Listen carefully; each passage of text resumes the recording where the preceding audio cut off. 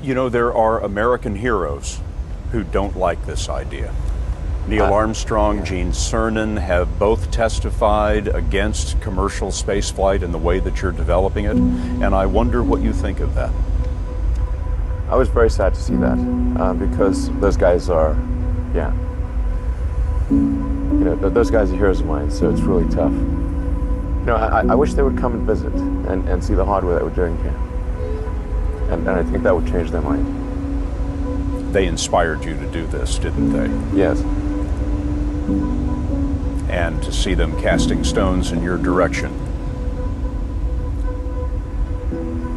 It's difficult. Did you expect them to cheer you on? Certainly hoping they would. What are you trying to prove to them? What I'm trying to do is to make a significant difference in spaceflight and help make spaceflight accessible to almost anyone. One of the most difficult choices I've ever faced in life was in 2008. I think I had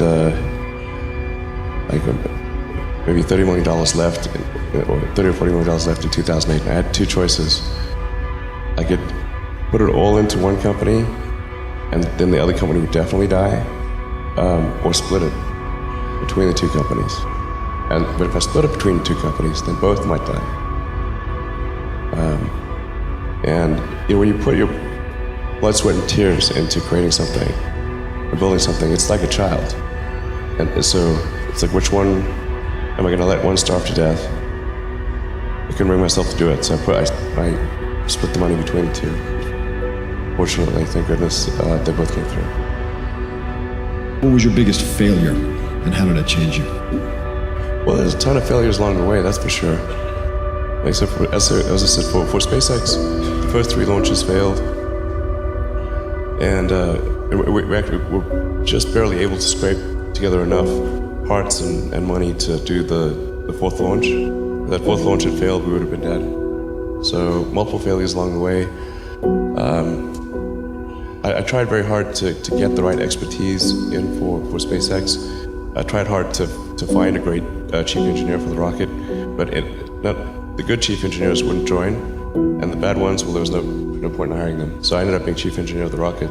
So if I could have found somebody better, then we would have maybe had less than 3 failures. That 3rd failure in a row, did you think, I need to pack this in? Never. Why not? I don't ever give up. So many people tried to talk me out of starting a rocket company. It was crazy. One good friend of mine collected a whole series of videos of rockets blowing up and made me watch those. He just didn't want me to lose all my money. We're doing these things that seem unlikely to succeed, and we've been fortunate, and at least thus far they have succeeded. Now is the time to take risk. You don't have kids. As you get older, your obligations increase. And once you have a family, you start taking risk not just for yourself, but for your family as well. It gets much harder to do things that might not work out. So now is the time to do that before you have those obligations. So I would encourage you to take risks now. Do something bold. You won't regret it. How did you figure you were going to start a car company and be successful at it? Well, I didn't really think Tesla would be successful. I thought we would most likely fail. But I thought that we at least could address the false perception that people had that an electric car had to be ugly and slow and boring like a golf cart. But you say you didn't expect the company to be successful, then why try? If something's important enough, you should try, even if the probable outcome is failure. Or how do you think about making a decision when everyone tells you this is a crazy idea? Or where do you get the internal strength to do that? Well, first of all, I'd say I actually think I feel fear quite strongly. So it's not as though I just have the absence of fear. I feel it quite strongly. But there are just times when something is important enough, you believe in it enough, that you do it in spite of the fear. I think about what technology solution is necessary in order to achieve the particular goal, and then try to make as much progress in that direction as possible. I think being a multi-planet species and being out there among the stars is important for the long-term survival of humanity. And that's one reason. But then the part that I find personally most motivating is that it creates a sense of adventure, and it makes people excited about the future. If you consider two futures, one where we are forever confined to Earth until eventually something terrible happens, or another future where we are out there on many planets, maybe even going beyond the solar system, I think that second version is incredibly exciting and inspiring, and there need to be reasons to get up in the morning. Life can't just be about solving problems.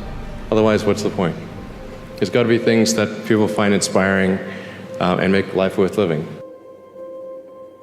When my brother and I were starting our first company, instead of getting an apartment, we just rented a small office and we slept on the couch. And we showered at the YMCA.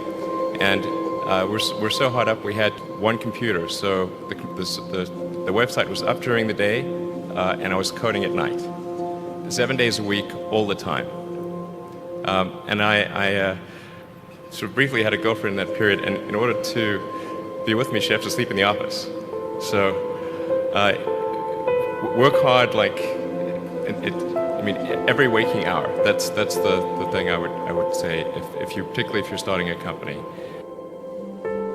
Whatever area that you get into, given that even if you're the best, there's always a chance of failure. So I think it's important that you really like whatever you're doing. If you don't like it, life is too short. If you like what you're doing, you think about it even when you're not working. I mean, it's something that your mind is drawn to, and if you don't like it, you just really can't make it work, I think.